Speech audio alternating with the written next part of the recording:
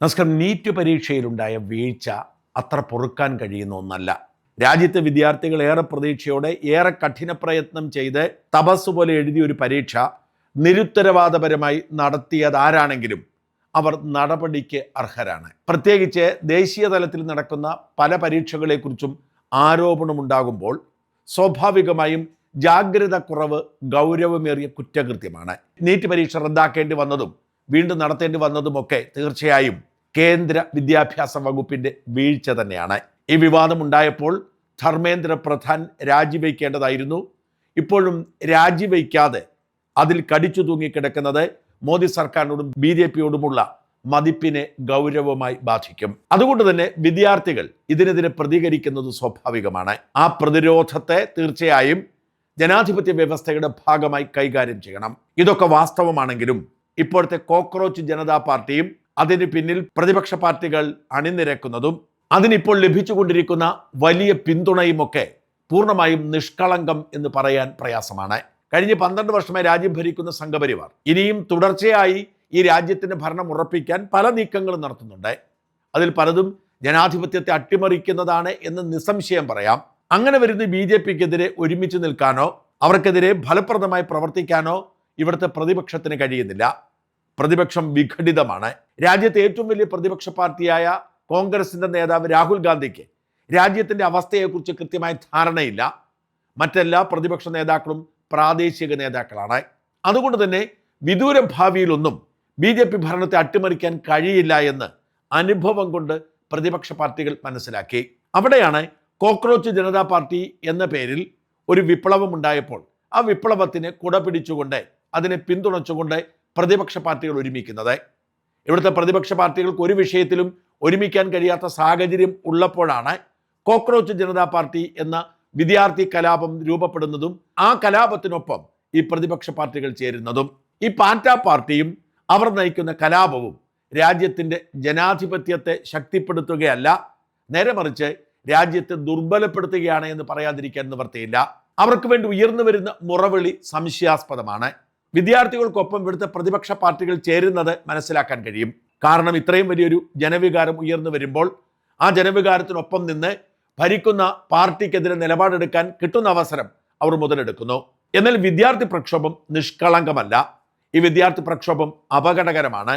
കഴിഞ്ഞ കുറേ കാലമായി ലോകത്തിന്റെ വിവിധ ഭാഗങ്ങളിൽ ചില നിഗൂഢ ശക്തികളുടെ പിന്തുണയോടെ മറ്റ് രാജ്യങ്ങളെ ദുർബലപ്പെടുത്താൻ നടന്നുകൊണ്ടിരിക്കുന്ന ഗൂഢാലോചനയുടെ ഭാഗം തന്നെയാണ് ഈ വിദ്യാർത്ഥി പ്രക്ഷോഭവും എന്ന് തിരിച്ചറിയേണ്ടതുണ്ട്. അതിന് പല കാരണങ്ങളുണ്ട്. ഒന്ന്, ഈ പാർട്ടി രൂപം കൊണ്ട സാഹചര്യമാണ്. നീറ്റ് പരീക്ഷയുടെ പേരിൽ യുവത്വത്തിനുണ്ടായിരിക്കുന്ന രോഷം മനസ്സിലാക്കിക്കൊണ്ട് അമേരിക്കയിൽ പഠിച്ചുകൊണ്ടിരുന്ന ഒരു ചെറുപ്പക്കാരൻ രൂപം കൊടുത്ത ഒരു സോഷ്യൽ മീഡിയ അക്കൗണ്ടാണ് ഇതിന് നിദാനം. കോക്രോച്ച് ജനതാ പാർട്ടി എന്ന് പേരിടാൻ കാരണം പോലും സുപ്രീം കോടതിയുടെ ഒരു പരാമർശമാണ്. സുപ്രീം കോടതി നമ്മുടെ പരമോന്നത നീതി സംവിധാനമാണ്. ആ സുപ്രീം കോടതി ജഡ്ജിമാർ അവരുടെ സാഹചര്യങ്ങൾക്കനുസരിച്ച് ചില അഭിപ്രായ പ്രകടനങ്ങൾ നടത്താം. അതേ പിടിച്ച് ഒരു പാർട്ടി ഉണ്ടാക്കുമ്പോൾ അത് സുപ്രീം കോടതിയെയും നിയമവ്യവസ്ഥയെയും വെല്ലുവിളിക്കുന്നതിന് തുല്യമാണ്. ഇന്ത്യ പോലൊരു ജനാധിപത്യ രാജ്യത്തെ ഇങ്ങനെ നിലനിർത്തുന്നത് നമ്മുടെ നിയമ സംവിധാനങ്ങളാണ്. പാകിസ്ഥാൻ അടക്കമുള്ള രാജ്യങ്ങളിൽ ജനാധിപത്യം അട്ടിമറിക്കപ്പെട്ടത് പലതവണയാണെങ്കിൽ അതിന് കാരണം അവിടുത്തെ നിയമവ്യവസ്ഥ ശക്തമല്ലാത്തത് കൊണ്ടാണ്. ഇവിടെ ഇന്ദിരാഗാന്ധി എന്ന ഭരണാധികാരി സ്വേച്ഛാധിപത്യത്തിന്റെ പരിപൂർണതയിലേക്ക് മാറിയപ്പോൾ ആ അപകടത്തെ തടഞ്ഞു നിർത്തിയത് നമ്മുടെ നിയമ സംവിധാനങ്ങളായിരുന്നു. മോദിക്കോ RSSനോ നമ്മുടെ ജനാധിപത്യത്തെ അട്ടിമറിക്കാൻ കഴിയില്ല എന്ന് നമ്മൾ വിശ്വസിക്കുന്നതും ഭരണഘടന ഉറപ്പു നൽകുന്ന ഈ നിയമ സംവിധാനത്തിന്റെ സാധുതയാണ്. ആ നിയമ സംവിധാനത്തെ തന്നെ വെല്ലുവിളിച്ചുകൊണ്ട് കോക്രോച്ച് പാർട്ടി എന്ന പേരിൽ ഒരു രാഷ്ട്രീയ പാർട്ടിക്ക് രൂപം കൊടുക്കുമ്പോൾ, പരമോന്നത നീതിപീഠത്തെ പരിഹസിക്കുമ്പോൾ അതിന്റെ ഉദ്ദേശശുദ്ധിയെ സംശയിക്കേണ്ടിയിരിക്കുന്നു. നോക്കൂ, ഇന്നലെ ഇവരുമായി ബന്ധപ്പെട്ട കേസ് സുപ്രീം കോടതിയിലെത്തുന്നു.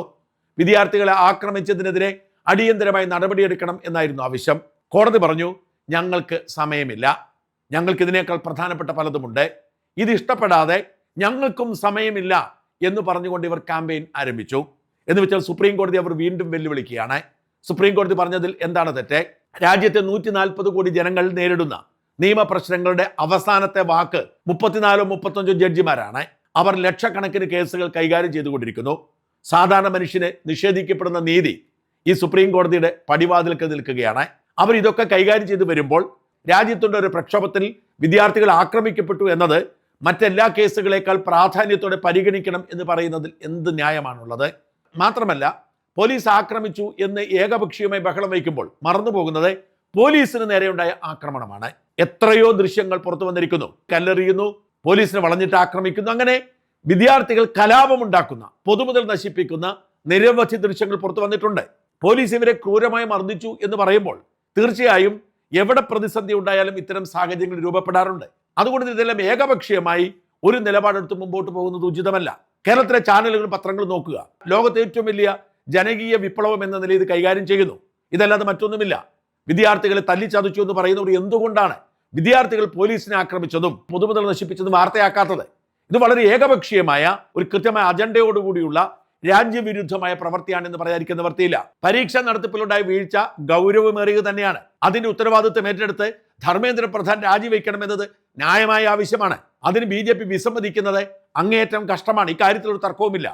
പക്ഷെ ഇതിന്റെ പേര് പറഞ്ഞുകൊണ്ട് രാജ്യത്ത് നിരന്തരമായി കലാപം ഉണ്ടാക്കാൻ ശ്രമിക്കുന്നത്, അതിന് മഹത്തായ സംഭവമായി വ്യാഖ്യാനിക്കുന്നത് എങ്ങനെ ന്യായീകരിക്കാൻ കഴിയും? ഇന്നലെ എറണാകുളം മഹാരാജാസിൽ നമ്മുടെ വേടൻ വരെ എത്തി. ജോജു ജോർജ്, വേടനെ, ആഷിഖ് അബു അവരെല്ലാം രംഗത്തിറങ്ങിയിരിക്കുന്നു പ്രതിഷേധവുമായി. കഴിഞ്ഞ 10 വർഷമായി ഈ മൂലയ്ക്ക് ഒതുങ്ങിയിരിക്കുകയായിരുന്നു. ആഷിഖ് അബു അവസാനമായി സംസാരിച്ചത് KM മാണി ധനകാര്യമന്ത്രി ആയിരുന്നപ്പോൾ എൻ്റെ വക 500 രൂപ എന്ന പേരിൽ ഒരു ക്യാമ്പയിന് വേണ്ടിയാണ്. അതിനുശേഷം ആഷിഖ് അബു ഒരു ശബ്ദം നമ്മൾ കേട്ടിട്ടില്ല. ഇവരാരും കഴിഞ്ഞ 10 വർഷം ജനാധിപത്യത്തെ അട്ടിമറിച്ച് പിണറായിയുടെ ഭരിച്ചപ്പോൾ ഒന്നും മിണ്ടിയിട്ടില്ല. വേടൻ സർക്കാരിനോട് ചേർന്ന് നിന്നുകൊണ്ട് ഈ സ്വേച്ഛാധിപത്യ ഭരണത്തെ പിന്തുണച്ചുകൊണ്ട് രംഗത്തെത്തി. വേടന് യുവതികളെ റേപ്പ് ചെയ്യണം, വേടന് ലഹരി ഉപയോഗിക്കണം, ഇതിനൊക്കെ പിന്തുണ ഈ സർക്കാർ കൊടുത്തതുകൊണ്ട് അവരെ ചേർത്ത് പിടിച്ചു. ഒരിക്കൽ പോലും സ്വേച്ഛാധിപത്യത്തിന് ശബ്ദമുയർത്തിയില്ല.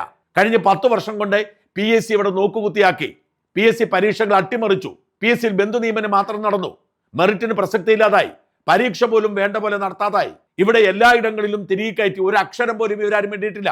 PSCക്ക് തീയിട്ടപ്പോൾ മിണ്ടാതിരുന്നവർ, അത് മഹത്തായ കാര്യമാണ് എന്ന് പറഞ്ഞ് ചേർന്നവർ എന്തുകൊണ്ടാണ് നീറ്റ് പരീക്ഷയുടെ പേരിൽ ബഹളം വെക്കുന്നത്?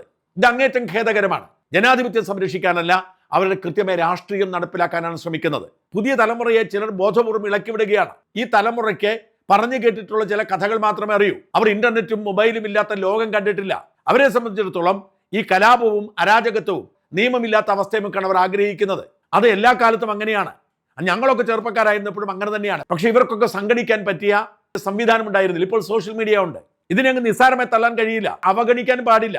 ആരുമില്ല എന്നൊക്കെ പറഞ്ഞ് വെറുതെയാണ്. ആയിരക്കണക്കിന് പേരാണ് ഇറങ്ങുന്നത്. ഡൽഹിയിലേക്ക് കുട്ടികൾ എത്തിക്കൊണ്ടിരിക്കുന്നു, യുവാക്കൾ എത്തിക്കൊണ്ടിരിക്കുന്നു. അവർക്ക് ഭക്ഷണം കൊടുക്കാൻ സംവിധാനമുണ്ട്. റെയിൽവേ സ്റ്റേഷനുകൾ അടച്ച്, മെട്രോ സ്റ്റേഷനുകൾ അടച്ച്, CRPFനെ പ്രത്യേകം ഇറക്കിക്കൊണ്ട് കേന്ദ്ര സർക്കാരുകൾ നേരിടുന്നു. അങ്ങനെ വലിയ കലാപമായി മാറുന്നു. രാജ്യത്തെ ഗുരുതരമായി ബാധിക്കുന്ന വിഷയമായി മാറുന്നു. നിസ്സാരമായി കാണരുത്, വലിയ വിഷയമായി മാറുന്നു. ഇത് നീണ്ടുപോയാൽ ബംഗ്ലാദേശിലും ശ്രീലങ്കയിലും നേപ്പാളിലും ഒക്കെ സംഭവിച്ചത് ഉണ്ടാവാം. ഇവിടെയൊക്കെ വിപ്ലവാനന്തരം എന്ത് സംഭവിച്ചു? ബംഗ്ലാദേശിൽ വിദ്യാർത്ഥി വിപ്ലവത്തിന് ശേഷം അവിടെ ഉണ്ടായത് ജമാഅത്ത് ഇസ്ലാമി നേതൃത്വം കൊടുക്കുന്ന ഇസ്ലാമിക ഭരണമാണ്. ലോകത്ത് എല്ലായിടത്തും ഇത്തരം വിപ്ലവങ്ങൾക്ക് തിരികൊളുക്കുന്നവർ, അവർക്ക് ചില ലക്ഷ്യമുണ്ട്. ആ ലക്ഷ്യം കഴിയുമ്പോൾ പിന്നെ അവിടെക്കുറിച്ച് നമ്മളൊന്നും കേൾക്കില്ല. പിന്നെ അവിടെ ഉണ്ടാവുന്നത് ജനാധിപത്യമല്ല, എല്ലാവരും കരുതുന്ന പോലെ. ഇത് കൃത്യമായി ഗൂഢാലോചനയുണ്ട്. നമ്മുടെ രാജ്യം വളർച്ചയുടെ പാതയിലാണ്, അടിസ്ഥാന സൗകര്യ വികസന മേഖലയിലാണ്. നമുക്കിപ്പോൾ തന്നെ കോവിഡ് ഉണ്ടാക്കിയ പ്രതിസന്ധിയുണ്ട്, ട്രംപ് ഉണ്ടാക്കിയ പ്രതിസന്ധിയുണ്ട്, യുദ്ധമുണ്ടാക്കിയ പ്രതിസന്ധിയുണ്ട്. ഇതെല്ലാം ഉണ്ടാകുമ്പോൾ രാജ്യത്തിന്റെ വളർച്ചയ്ക്ക് ദോഷം ചെയ്യുന്ന സമയത്ത് ഒരു കലാപമുണ്ടാക്കുക, രാജ്യത്തിന്റെ ആത്മവിശ്വാസം നഷ്ടപ്പെടുത്തുക, ഇത് അങ്ങേയറ്റം ഖേദകരമാണ്. ഇപ്പൊ പാകിസ്ഥാനിലെ മാധ്യമങ്ങൾ ഞാനിന്ന് പരിശോധിച്ചു നോക്കി. അവർക്ക് ആഘോഷിക്കുകയാണ്, രാജ്യത്ത് വിദ്യാർത്ഥി വിപ്ലവം ഉണ്ടായിരിക്കുന്നു, ബംഗ്ലാദേശ് പോലെ അട്ടിമറി ഉണ്ടാവും എന്ന പ്രതീക്ഷയിൽ അവരൊക്കെ നിലനിൽക്കുകയാണ്. നമ്മുടെ രാജ്യം വികസനത്തിന്റെ പാതയിലാണ്, ജനാധിപത്യം സംരക്ഷിക്കപ്പെടണം. അതിന്റെ പേരിൽ വിദ്യാർത്ഥികളെ തെരുവിലിറക്കി രാജ്യത്തെ പിന്നോട്ട് നയിക്കാൻ, ജനാധിപത്യത്തെ അട്ടിമറിക്കാൻ സമ്മതിക്കാൻ പാടില്ല. ഇപ്പോൾ സംഭവിച്ചുകൊണ്ടിരിക്കുന്നത് അതാണ്. അതുകൊണ്ടാണ് വേടന്മാർ രംഗത്തിറങ്ങിയിരിക്കുന്നത്. അവർക്കാർക്കും ഇതുവരെ നാവില്ലായിരുന്നു, അവർക്കാർക്കും ഇതുവരെ പ്രതിഷേധങ്ങൾ ഉണ്ടായിരുന്നില്ല. PSC എന്ന് പറഞ്ഞ സംവിധാനം തന്നെ ഇല്ലാതാക്കി, ജനാധിപത്യത്തെ അട്ടിമറിച്ചു. പ്രതികരിക്കുന്നവരെ ക്രൂരമായി വേട്ടയാടി പിണറായി പോലീസ് ഒരുത്തരും മിണ്ടിയിട്ടില്ല. ഇവരെല്ലാവരും ഇപ്പോൾ തെരുവിലേക്ക് ഇറങ്ങിയിരിക്കുന്നു. ഇത് അങ്ങേയറ്റം ഖേദകരമായ അവസ്ഥ സൃഷ്ടിക്കും. ഇതിനെ ശ്രദ്ധയോടുകൂടി കൈകാര്യം ചെയ്യേണ്ടതാണ്. തോന്നിയതുപോലെ കൈകാര്യം ചെയ്താൽ അപകടമുണ്ടാവും. കാരണം പുതിയ തലമുറയ്ക്ക് തീയിട്ടിരിക്കുകയാണ് ഇവർ. ഈ പുതിയ തലമുറ ഇതിലേക്ക് ഇറങ്ങി പുറപ്പെട്ടാൽ വലിയ കലാപമായി മാറും. ഇവിടേക്ക് ആയിരക്കണക്കിന് ആളുകൾ എത്തിക്കാനൊരു പ്രയാസമില്ല. കേരളത്തിന്റെ പല ഭാഗങ്ങളിൽ നിന്നും കുട്ടികൾ എത്തിക്കൊണ്ടിരിക്കുന്നു. ഇതൊരു ആവേശമാണ്. ഈ പ്രായത്തിലുള്ളവർക്ക് സ്ഥിതിഗതികളെ കുറിച്ച് കൃത്യമായി അറിയില്ല. അവരെല്ലാം കൂടി എത്തിയാൽ രാജ്യം വലിയ പ്രതിസന്ധിയിലേക്ക് നീങ്ങും. അതുകൊണ്ട് വളരെ സൂക്ഷ്മതയോടെ വേണം ഈ വിഷയത്തെ കൈകാര്യം ചെയ്യാൻ. ഇതിനെ അത്ര നിഷ്കളങ്കമായി കാണരുത്. ഇതൊരു വിദ്യാർത്ഥി വിപ്ലവം, ജനാധിപത്യത്തിന് വേണ്ടിയുള്ള ബഹളം എന്നൊക്കെ പറയുന്നത് അത്ര നിഷ്കളങ്കമാണെന്ന് വിശ്വസിക്കാൻ പ്രയാസമാണ്.